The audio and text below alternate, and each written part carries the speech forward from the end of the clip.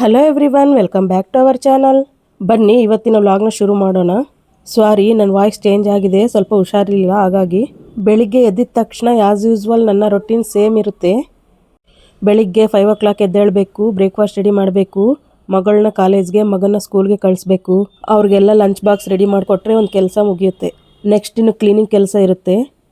ಇಲ್ಲಿ ನಮ್ಮ ಯಜಮಾನ್ರು ಕೆಲಸಕ್ಕೆ, ನನ್ನ ಮಗಳು ಕಾಲೇಜ್ಗೆ ಹೊರಟಿದ್ದಾರೆ. ನನ್ನ ಮಗಳನ್ನ ಕಾಲೇಜ್ ಹತ್ರ ಬಿಟ್ಟು ಹಾಗೆ ಅವರು ಟೆಂಪಲ್ಗೆ ಹೋಗ್ತಾರೆ. ಈಗ ಟೈಮ್ ಬಂದು 6:30 ಆಗಿದೆ.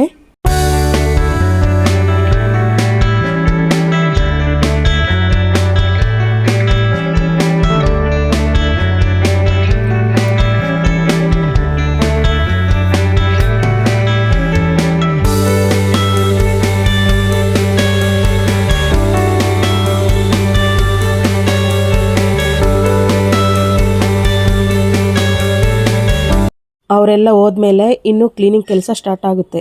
ಈ ಒಂದು ಕೆಲಸ ಏನಿದೆಯಲ್ಲ, ಇದೆಲ್ಲ ಮುಗಿದ ಮೇಲೇ ನಾನು ಸ್ನಾನ ಮಾಡೋದಾಗಿರಲಿ, ಬ್ರೇಕ್ಫಾಸ್ಟ್ ಮಾಡೋದಾಗಿರಲಿ ಇರುತ್ತೆ.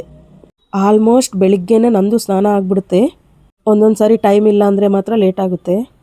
ಹಾಗಾಗಿ ಬ್ರಷ್ ಒಂದೇ ಮಾಡಿ ಫ್ರೆಶ್ ಅಪ್ ಆಗ್ತೀನಿ. ಬೆಳಿಗ್ಗೆನೇ ಜೀರಿಗೆ ವಾಟರ್ ಕುಡಿಯೋದಂತೂ ಕಂಪಲ್ಸರಿ, ಮಿಸ್ ಮಾಡೋದಿಲ್ಲ. ಜೀರಿಗೆ ವಾಟರ್ ಕುಡಿಯೋದನ್ನೇ ತೋರಿಸೋದೇ ಮರ್ತೋಗ್ತೀನಿ. ನೆಕ್ಸ್ಟ್ ವ್ಲಾಗಲ್ಲಿ ಜೀರಿಗೆ ಪೌಡರ್ನ ಯಾವ ರೀತಿ ರೆಡಿ ಮಾಡೋದಂತ ತೋರಿಸ್ತೀನಿ. ಮಾರ್ನಿಂಗ್ ಬ್ರೇಕ್ಫಾಸ್ಟ್ ಬಂದು ಚಪಾತಿ, ಬೀಟ್ರೋಟ್ ಪಲ್ಯ ಮಾಡಿದ್ದೆ.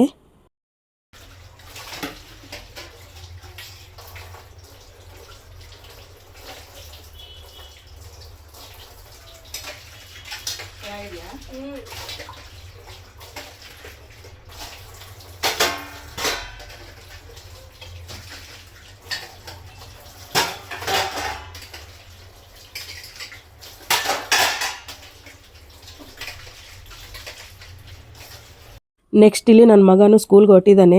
ಅವನು 8:20 ಸ್ಕೂಲಲ್ಲಿ ಇರಬೇಕು. ಲೇಟ್ ಆದರೆ ಅಂತೂ ಪನಿಷ್ಮೆಂಟ್ ಇರುತ್ತಂತೆ.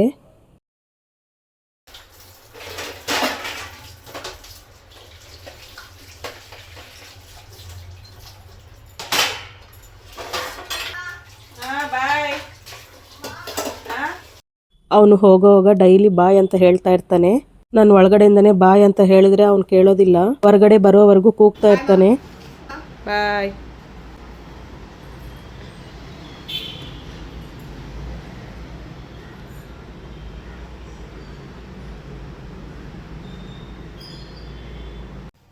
ನೆಕ್ಸ್ಟ್ ನಾನಿಲ್ಲಿ ಸ್ನಾನ ಮಾಡ್ಕೊಂಬಂದು ಸ್ಟವ್ ಒರೆಸ್ತಿದ್ದೀನಿ. ಇದು 2ನೇ ಸರಿ ಸ್ಟವ್ ಒರೆಸ್ತಿರೋದು.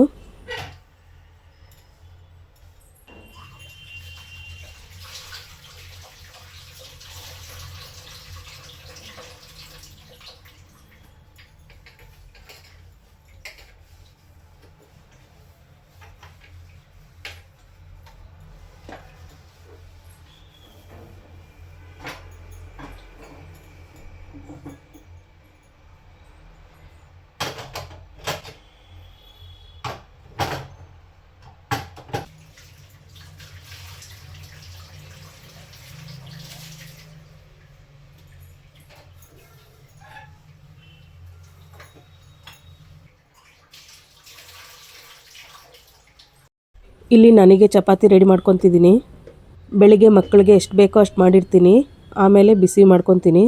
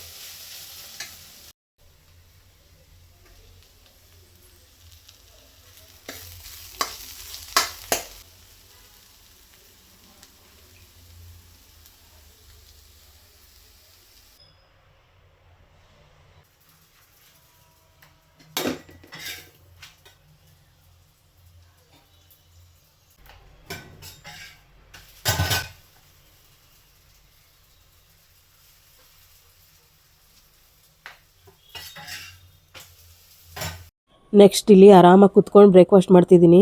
ಚಪಾತಿ ಬೀಟ್ರೋಟ್ ಫ್ರೈ ತುಂಬ ಚೆನ್ನಾಗಿತ್ತು. ಬ್ರೇಕ್ಫಾಸ್ಟ್ ಮಾಡಾದ್ಮೇಲೆ 1 ಅವರ್ ರೆಸ್ಟ್ ಮಾಡಿ ಮತ್ತೆ ಅಡುಗೆ ಸ್ಟಾರ್ಟ್ ಮಾಡ್ತೀನಿ. ಸಾಂಬಾರೊಂದು ಮಾಡಿಟ್ಬಿಟ್ರೆ ನಿಧಾನಕ್ಕೆ ಅನ್ನ ಮಾಡ್ಕೋಬೋದು. ಬ್ರೇಕ್ಫಾಸ್ಟ್ ಮಾಡ್ತಾ ನನ್ನ ಬಗ್ಗೆ ಒಂದು ವಿಷಯ ಶೇರ್ ಮಾಡ್ಬೇಕು ಅಂದ್ಕೊಂಡಿದ್ದೀನಿ. ಅದೇನಂದರೆ ನಮ್ಮಂಥ ಹೌಸ್ ವೈಫ್ ಅವರ ಬಗ್ಗೆ ನನಗೆ ಅನಿಸಿದ್ದು ಹೇಳ್ತೀನಿ. ನಮ್ಮ ಲೈಫ್ ಅನ್ನೋದು ಮದುವೆಗೆ ಮುಂಚೆ ಮದುವೆ ನಂತರ ಡಿಫ್ರೆಂಟ್ ಆಗಿರುತ್ತೆ. ಅದು ಯಾವ ಥರ ಇರುತ್ತಂದರೆ, ಮದುವೆಗೆ ಮುಂಚೆ ನಮ್ಮನ್ನು ಎಲ್ಲರೂ ಕೇರ್ ಮಾಡ್ತಾರೆ, ಅಪ್ಪ ಅಮ್ಮ ಅಣ್ಣಂದಿರು ಎಲ್ಲರೂ. ಅದೇ ಮದುವೆ ಆದಮೇಲೆ ನಾವು ಗಂಡ ಮಕ್ಕಳನ್ನ ಎಲ್ಲರನ್ನೂ ಕೇರ್ ಮಾಡಬೇಕಾಗುತ್ತೆ. ಅಮ್ಮನ ಮನೆಯಲ್ಲಿ ನಾವು ಏನೂ ಜವಾಬ್ದಾರಿ ಇಲ್ಲದೆ ಆರಾಮಾಗಿರ್ತೀವಿ. ಅದೇ ಮದುವೆ ಆದಮೇಲೆ ಎಲ್ಲ ಜವಾಬ್ದಾರಿ ನಮ್ಮ ಮೇಲಿರುತ್ತೆ. ನನಗೆ 17 ವರ್ಷಕ್ಕೆ ಮದುವೆ ಆಯಿತು. ನನಗೆ ಓದಬೇಕಂತ ತುಂಬ ಆಸೆ ಇತ್ತು. ಆದರೆ ನಮ್ಮದು ವಿಲೇಜ್ ಆಗಿರೋದ್ರಿಂದ ಕಾಲೇಜ್ಗೆ ಹೋಗ್ಬೇಕಂದ್ರೆ ತುಂಬ ಕಷ್ಟ ಆಗೋದು. ಬಸ್ ಅಂತೂ ನಮ್ಮೂರಿಗೆ ಇರಲೇ ಇಲ್ಲ, ಬರೀ ಆಟೋ ಮಾತ್ರ ಇತ್ತು. ಇನ್ನು ನಮ್ಮ ಫ್ರೆಂಡ್ಸ್ ಎಲ್ಲರಿಗೂ ಬೇಗನೆ ಮದುವೆ ಆಗೋಯ್ತು. ಯಾರೂ ಜೊತೆಗೆ ಹೋಗೋಕೆ ಇರ್ತಾ ಇರಲಿಲ್ಲ. ಹಾಗಾಗಿ ಹೇಗೆ ಒಬ್ಬಳನ್ನೇ ಕಳಿಸೋದು ಅಂತ ನಮ್ಮಪ್ಪ ಕಾಲೇಜ್ಗೆ ಸೇರಿಸಿಲ್ಲ. ಆಗ ತುಂಬ ಹೆದರ್ತಿದ್ರು ಹೆಣ್ಮಕ್ಳನ್ನ ಹೊರಗಡೆ ಕಳಿಸ್ಬೇಕಂದ್ರೆ. ಹಾಗಾಗಿ ಬೇಗ ಮದುವೆ ಮಾಡಿ ಕಳಿಸ್ಬಿಡ್ತಾರೆ. ಎಷ್ಟೊಂದು ಹೆಣ್ಮಕ್ಳಿಗೆ ಇದೇ ಥರ ಆಗಿರುತ್ತೆ. ಆಗಿನ ಪರಿಸ್ಥಿತಿಗಳು ಆ ರೀತಿಯಾಗಿತ್ತು. ಮನೆಯಲ್ಲಿ ನಾವು ಏನು ಮಾತಾಡೋ ಆಗಿರಲಿಲ್ಲ. ದೊಡ್ಡವ್ರು ಹೆಂಗೆ ಹೇಳಿದ್ರೆ ಹಂಗಂತ ಕೇಳ್ತಾ ಇದ್ವಿ. ನನ್ನ ಜೀವನದಲ್ಲಿ ತುಂಬ ದೊಡ್ಡದಾಗಿ ನಾನು ಮಿಸ್ ಮಾಡ್ಕೊಂಡಿರೋ ಅಂಥದ್ದಂದರೆ ಅದು ಓದಿನ ವಿಷಯ. ಓದಬೇಕಂತ ತುಂಬ ಆಸೆ ಇತ್ತು. 17 ವರ್ಷಕ್ಕೆ ಮದುವೆನೂ ಆಗೋಯ್ತು. ಇನ್ನು ಮದುವೆ ಆದಮೇಲೆ ಹೊಂದ್ಕೊಳ್ಳೋಕ್ಕೆ ತುಂಬ ಕಷ್ಟ ಆಯಿತು. ಅದು ಯಾವ ರೀತಿ ಅಂದರೆ, ನಮ್ಮದು ಬಂದು ಆಂಧ್ರ, ನಮ್ಮ ಹಸ್ಬೆಂಡ್ ಬಂದರು ಕರ್ನಾಟಕ. ನಮ್ಮ ಕಡೆ ಎಲ್ಲರೂ ತೆಲುಗು ಮಾತಾಡ್ತಾರೆ, ಈ ಕಡೆ ಎಲ್ಲ ಕನ್ನಡ ಮಾತಾಡ್ತಾರೆ. ಹಾಗಾಗಿ ನನಗೆ ಸ್ವಲ್ಪ ಲ್ಯಾಂಗ್ವೇಜ್ ಪ್ರಾಬ್ಲಮ್ ಆಯಿತು. ಸ್ವಂತ ರಿಲೇಟಿವ್ಸಲ್ಲೇ ಮದುವೆ ಮಾಡಿದ್ದು. ನಮ್ಮ ಹಸ್ಬೆಂಡ್ ಬಂದು ಬ್ಯಾಂಗ್ಳೂರಲ್ಲಿದ್ದರು, ಅತ್ತೆ ಮಾವ ಮಾತ್ರ ಊರಲ್ಲಿದ್ದಿದ್ದು. ನನಗೆ ಕನ್ನಡ ಮಾತಾಡೋಕ್ಕಂತೂ ಒಂದು ಚೂರು ಬರ್ತಾ ಇರಲಿಲ್ಲ. ಏನು ಮಾತಾಡೋದಂತ ತುಂಬ ಭಯ ಆಗೋದು. ಅಂದರೆ ಅರ್ಥ ಆಗ್ತಿತ್ತು ಅಷ್ಟೇ, ಮಾತಾಡೋಕ್ಕೆ ಬರ್ತಾ ಇರಲಿಲ್ಲ. ಮಾತಾಡಿದರೆ ಎಲ್ಲಿ ನಗ್ತಾರೆ ಅಂತ ಭಯ ಆಗ್ತಿತ್ತು. ಇನ್ನು ಅಡುಗೆನೂ ಅಷ್ಟೇ, ನಮ್ಮ ಕಡೆ ಡಿಫ್ರೆಂಟ್ ಆಗಿರುತ್ತೆ, ಈ ಕಡೆ ಡಿಫ್ರೆಂಟ್ ಆಗಿರುತ್ತೆ. ನನಗೆ ಅಡುಗೆನೂ ಅಷ್ಟಾಗಿ ಬರ್ತಾ ಇರಲಿಲ್ಲ. ಆದರೆ ಅವರೇನು ನನಗೆ ಅಡುಗೆ ಮಾಡೋದಕ್ಕಂತ ಅವಸರ ಮಾಡಿರಲಿಲ್ಲ. ನಿಧಾನಕ್ಕೆ ಒಂದೊಂದೇ ಹೇಳ್ಕೊಡ್ತಾಯಿದ್ರು. ಸ್ವಲ್ಪ ದಿನ ಮಾತ್ರನೇ ನಾನು ಅತ್ತೆ ಊರಲ್ಲಿ ಇದ್ದಿದ್ದು, ಆಮೇಲೆ ಬೆಂಗಳೂರಿಗೆ ಬಂದೆ. ಇನ್ನು ನಮ್ಮ ಕಡೆ ಅಡುಗೆ ಆಲ್ಮೋಸ್ಟ್ ಎಲ್ಲ ನನಗೆ ಬರ್ತಾಯಿತ್ತು. ಆದರೆ ನಮ್ಮ ಕಡೆ ಸ್ವಲ್ಪ ಖಾರ ಜಾಸ್ತಿ ಇರುತ್ತೆ, ಈ ಕಡೆ ಸಪ್ಪೆ ಇರುತ್ತೆ ಅಷ್ಟೇ. ಅಡುಗೆ ವಿಷಯದಲ್ಲೇನು ಅಷ್ಟೊಂದು ಕಷ್ಟ ಅನ್ನಿಸ್ತಿರ್ಲಿಲ್ಲ. ನಮ್ಮ ಹಸ್ಬೆಂಡು ನಾನು ಮಾಡೋ ಅಡುಗೆ ಅಡ್ಜಸ್ಟ್ ಮಾಡ್ಕೊಳ್ತಾಯಿದ್ರು. ಈಗ ಎಲ್ಲರೂ ನಮ್ಮ ಕಡೆ ಅಡುಗೆನೂ ತುಂಬ ಇಷ್ಟಪಟ್ಟು ತಿಂತಾರೆ. ಈಗ 2 ಕಡೆ ಅಡುಗೆನೂ ನಮ್ಮ ಮನೇಲಿ ಮಾಡ್ತಾಯಿರ್ತೀವಿ. ನಾನು ಬೆಂಗಳೂರಿಗೆ ಬಂದಮೇಲೆ ತುಂಬ ಬೇಗನೆ ಕನ್ನಡ ಕಲಿತ್ಬಿಟ್ಟೆ. ಈಗಲೂ ಒಂದೊಂದು ಸರಿ ಮಾತಾಡಬೇಕಾದ್ರೆ ನನಗೆ ಭಯ ಆಗುತ್ತೆ. ನೆಕ್ಸ್ಟ್ ಇಲ್ಲಿ ಲಂಚ್ಗೆ ಬೆಂಡೆಕಾಯಿ ಸಾರು ಮಾಡ್ತಾಯಿದ್ದೀನಿ. ಬೆಂಡೆಕಾಯಿನ ಸಣ್ಣದಾಗಿ ಕಟ್ ಮಾಡಿಟ್ಕೊಂಡಿದ್ದೀನಿ. ಬೆಂಡೆಕಾಯಿನ ಫಸ್ಟ್ ಹುರ್ಕೋಬೇಕು. ಹುರಿದು ಮಾಡೋದ್ರಿಂದ ತುಂಬ ಟೇಸ್ಟಿಯಾಗಿರುತ್ತೆ.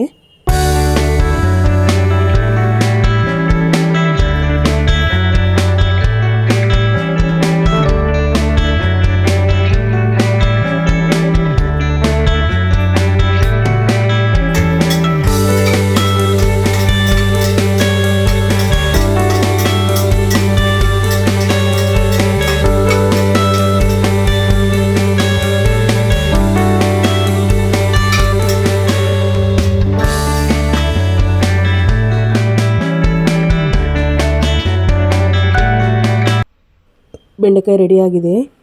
ಈಗ ಆನಿಯನ್ ಟೊಮೊಟೊ ಎಲ್ಲ ಕಟ್ ಮಾಡಿ ರೆಡಿ ಮಾಡಿದ್ದೀನಿ. ಇದು ಬಂದು ಮಸಾಲೆಗೆ ಉಳ್ಳಾಗಡ್ಡೆ, ಬೆಳ್ಳುಳ್ಳಿ, ಧನಿಯಾ, ಒಂದು 4 ಲವಂಗ, ಕೊತ್ತಂಬರಿ ಸೊಪ್ಪು ಇದೆಲ್ಲ ಮಿಕ್ಸಿಗೆ ರುಬ್ಕೋಬೇಕು. ಬೆಂಡೆಕಾಯಿ ಈ ರೀತಿ ಹುರ್ಕೋಬೇಕು. ಒಣಮೆಣ್ಸಿನ್ಕಾಯಿ, ಬೆಳ್ಳುಳ್ಳಿ, ಧನಿಯಾ ಸ್ವಲ್ಪ ಆಯಿಲಲ್ಲಿ ಫ್ರೈ ಮಾಡ್ಕೊತಿದ್ದೀನಿ.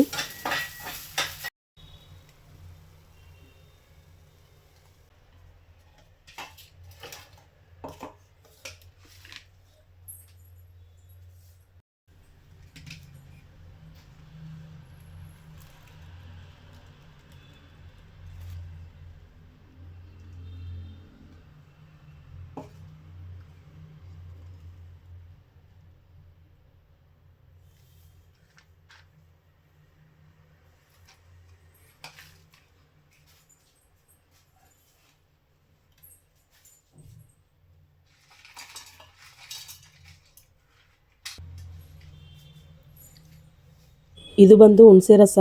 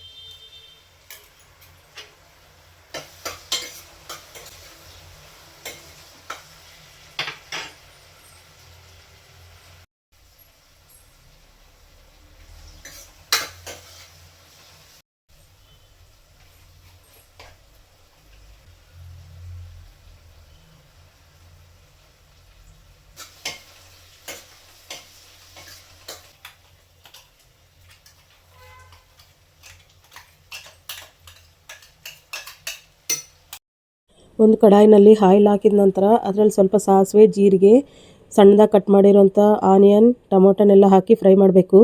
ಅದು ಸ್ವಲ್ಪ ಫ್ರೈ ಆದ ನಂತರ ಸ್ವಲ್ಪ ಅರಿಶಿನ ಹಾಕಬೇಕು. ನೆಕ್ಸ್ಟ್ ಮಿಕ್ಸಿ ಜಾರಲ್ಲಿ ರುಬ್ಕೊಂಡಿರೋಂಥ ಮಸಾಲೆನ ಹಾಕಿ ಚೆನ್ನಾಗಿ ಮಿಕ್ಸ್ ಮಾಡಬೇಕು. ಈಗ ಸಣ್ಣದಾಗಿ ಕಟ್ ಮಾಡಿ ಹುರಿದಿಟ್ಕೊಂಡಿರೋಂಥ ಬೆಂಡೆಕಾಯಿ ಹಾಕ್ತಾ ಇದ್ದೀನಿ.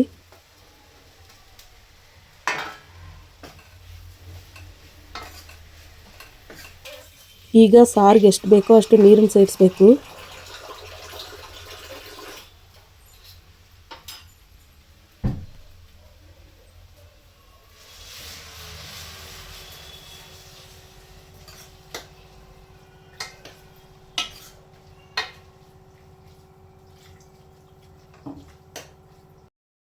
ಸಾರು ತಿಳಿಯಾಗಿರ್ಬೇಕಂದ್ರೆ ಸ್ವಲ್ಪ ನೀರು ಜಾಸ್ತಿ ಹಾಕ್ಕೊಳ್ಳಿ, ಇಲ್ಲಾಂದರೆ ಕಮ್ಮಿ ಹಾಕ್ಕೊಳ್ಳಿ. ತುಂಬ ಗಟ್ಟಿ ಇದ್ದರೂ ಚೆನ್ನಾಗಿರಲ್ಲ. ಈ ಬೆಂಡೆಕಾಯಿ ಸಾಂಬಾರು ಅನ್ನಕ್ಕಾಗಿರಲಿ ಮುದ್ದೆಗಾಗಿರಲಿ ತುಂಬ ಅಂದರೆ ತುಂಬ ಚೆನ್ನಾಗಿರುತ್ತೆ. ಇಲ್ಲಿ ನಮ್ಮಮ್ಮ ಯಾವ ರೀತಿ ಮಾಡ್ತಾರೋ ಆ ಸ್ಟೈಲಲ್ಲಿ ಮಾಡಿದ್ದೀನಿ. ನೀವು ಒಂದ್ಸರಿ ಈ ರೀತಿ ಟ್ರೈ ಮಾಡಿ ನೋಡಿ, ತುಂಬ ಅಂದರೆ ತುಂಬ ಚೆನ್ನಾಗಿರುತ್ತೆ. ಸಿಂಪಲ್ ಆ್ಯಂಡ್ ಈಸಿಯಾಗಿ ಮಾಡ್ಕೋಬೋದು. ಈಗ ರುಚಿಗೆ ಎಷ್ಟು ಬೇಕೋ ಅಷ್ಟು ಉಪ್ಪು ಹಾಕ್ತಾ ಇದ್ದೀನಿ.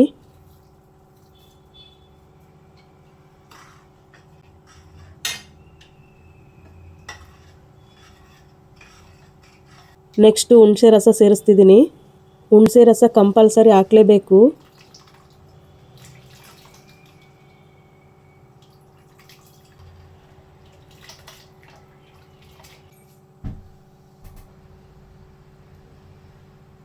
ಲಾಸ್ಟಲ್ಲಿ ಸ್ವಲ್ಪ ಬೆಲ್ಲ ಹಾಕ್ತಾ ಇದ್ದೀನಿ. ಯಾವುದೇ ಸಾಂಬಾರಾಗಿರಲಿ ಸ್ವಲ್ಪ ಬೆಲ್ಲ ಹಾಕೋದ್ರಿಂದ ಟೇಸ್ಟ್ ತುಂಬಾ ಚೆನ್ನಾಗಿರುತ್ತೆ.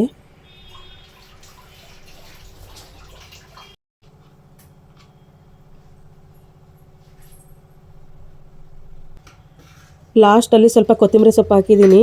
ಈಗ ಚೆನ್ನಾಗಿ ಕುದಿಬೇಕು. ಈ ವ್ಲಾಗ್ನ ಫಸ್ಟ್ ಟೈಮ್ ನೋಡ್ತಾ ಇರೋರು ಚಾನಲ್ನ ಸಬ್ಸ್ಕ್ರೈಬ್ ಮಾಡ್ಕೊಂಡು ನೋಡಿ. ಹಾಗೆ ಒಂದು ಲೈಕು ಕಮೆಂಟ್ ಮಾಡಿ ಚಾನಲ್ನ ಸಪೋರ್ಟ್ ಮಾಡಿ.